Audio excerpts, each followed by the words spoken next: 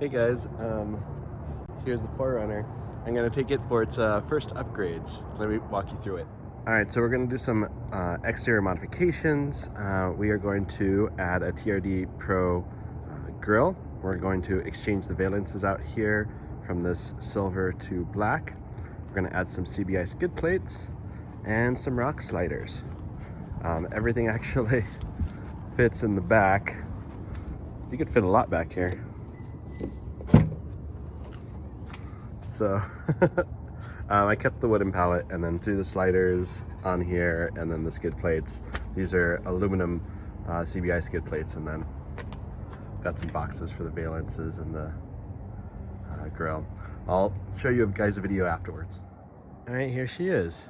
We have the TRD-Pro grill. We've got the black valence. We got the raptor lights up top. Pretty cool.